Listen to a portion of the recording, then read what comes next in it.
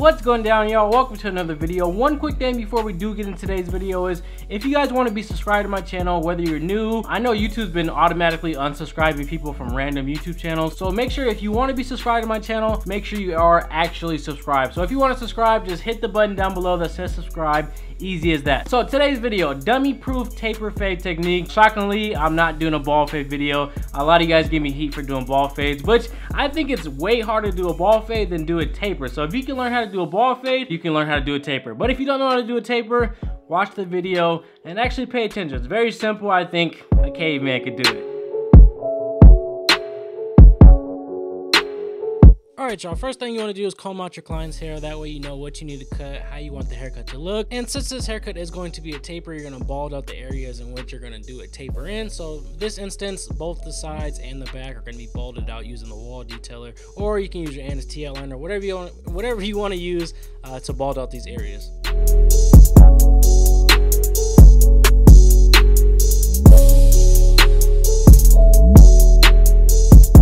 Alright, y'all, what we're gonna do is back taper first. It's kind of the hardest part of this haircut, or it's like the biggest region where you have to work in, so we're gonna knock it out first. So our first guideline is gonna be austere fast speed, no guard with the lever closed. And this technique for this taper is just like my ball fade, so the next guideline up is gonna be all the way open with no guard.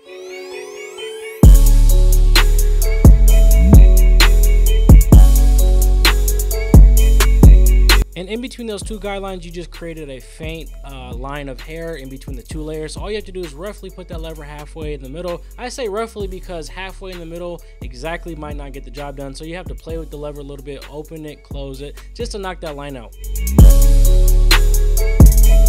And the next guideline up from there is a 1/16 guard all the way open. Now, if you're experienced, you can go a number 2 or 1 guard all the way open, or whatever you feel comfortable fading from no guard all the way open up into. But just for beginner's sakes, we're gonna do a 1/16 guard because that's the next highest guard up from no guard. Hopefully that made sense.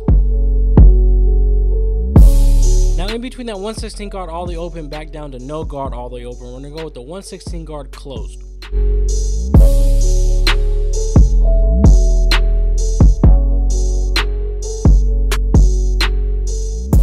Now, before we go up any higher in this taper, we're gonna go back down in between 1/16 guard closed and no guard all the way open. There's like a very faint dark line in between those two layers. So just go with no guard open and close and then flick that dark line out.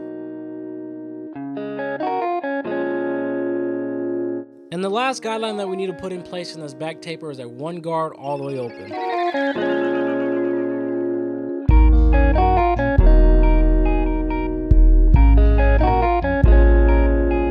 So from that number 1 guard open that we just used back down into the 1/16 region, there was like a little dark spot in there. So to fade from that long number 1 back down to the 1/16, all you have to do is close that number 1 guard.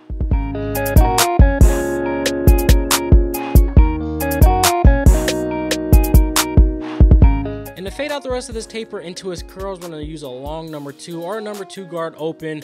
Like I said, the 1 guard open was our last guideline because with this number 2 guard open, you don't want to make another guideline. You're just trying to flick out the hair to blend into the curls.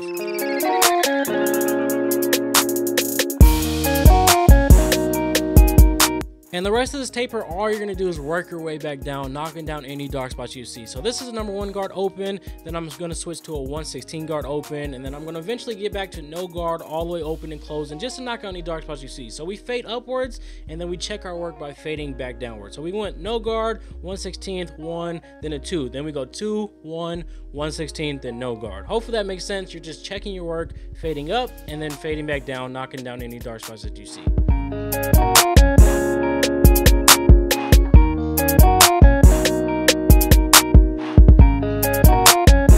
And moving on to the side taper, it's the same exact steps as the back taper. So I'm going to leave the text up, but I won't talk as much as I did during the back taper. That way you guys can watch me cut and then try to figure out what step is next or what guidelines is next without me saying anything. I think that's going to help you guys learn faster if I just talk here. Sit here and talk through it with you guys. So hopefully you guys catch on and just try to pay attention.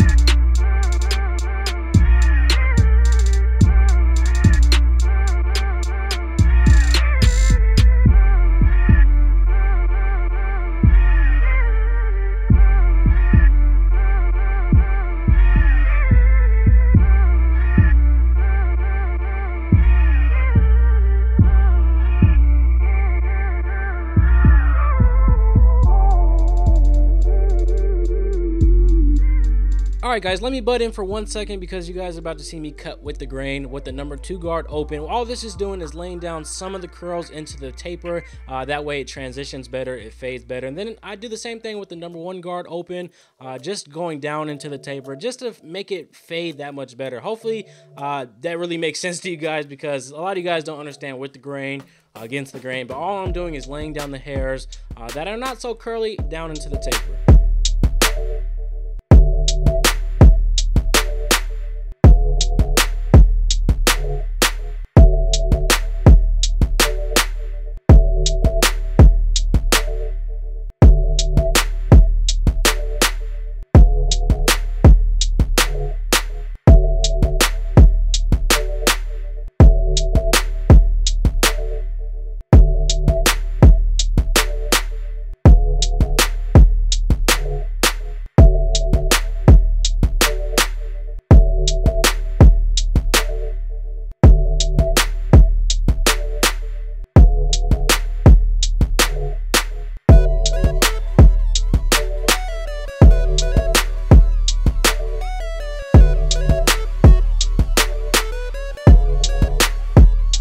And after you're completely done with all the taper regions, what's left is just to line them up. So we're gonna line up the back of the taper first, which is probably the most important part of this haircut besides the front lineup, because it's really gonna make your back taper pop out that much more. And the only tip I can give you when doing this is use the corner of your blades just like a pencil. Don't push it back into the taper.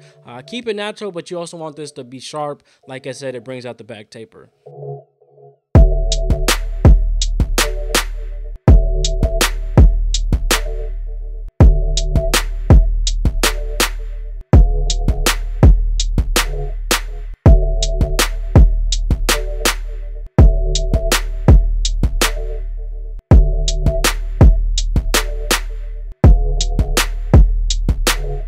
And this is the last thing I'm gonna say in this video. Just keep it natural, keep it sharp. The side lineup and the front lineup is the most important part of any haircut, because that's the first thing you see when you look at somebody dead on, is the front lineup and somewhat of the side lineup. So keep this natural, keep it sharp, don't push nobody back, and that's really it.